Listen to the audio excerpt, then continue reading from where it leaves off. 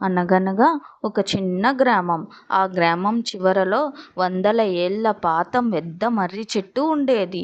ఆ చెట్టు చాలా విశాలంగా ఉండేది.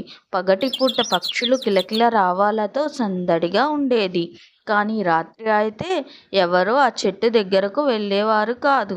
గ్రామంలో అందరూ ఆ మర్రి చెట్టుపై ఒక దెయ్యం ఉంటుంది, రాత్రిళ్ళు నవ్వుతూ తిరుగుతుంది అని చెప్పుకునేవారు.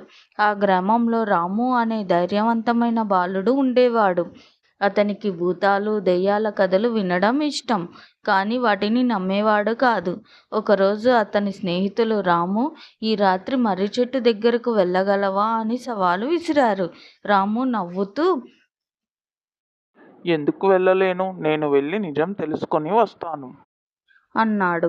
ఆ రాత్రి ఒక చిన్న లాంతరు పట్టుకుని మర్రి చెట్టు దగ్గరకు వెళ్ళాడు. గాలి బలంగా వీయడంతో చెట్టు కొమ్మలు ఊగుతున్నాయి. ఒక్కసారిగా హహహ అని పెద్దగా నవ్వు వినిపించింది. రాము ఒక్క క్షణం ఆగిపోయాడు. అయినా ధైర్యంగా ముందుకు నడిచాడు.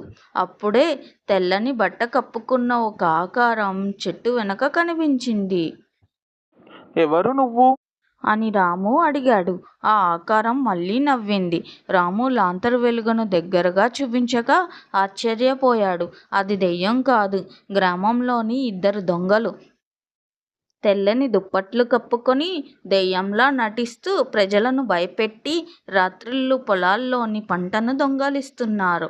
రాము వెంటనే గ్రామానికి పరిగెత్తి వెళ్ళి గ్రామస్తులను తీసుకువచ్చాడు. గ్రామస్తులు దొంగలను పట్టుకొని పెద్దలకు అప్పగించారు. ఆ రోజు నుంచి మర్రి చెట్టు మీద దెయ్యం ఉందనే భయం పూర్తిగా పోయింది. పిల్లలు కూడా ఆ చెట్టు కింద ఆడుకోవడం ప్రారంభించారు. రాము ధైర్యాన్ని అందరూ మెచ్చుకున్నారు. నీతి: భయం వల్ల అపోహలు పుడతాయి, ధైర్యంగా నిజాన్ని తెలుసుకుంటే భయం తొలగిపోతుంది. Thanks for watching. Please subscribe.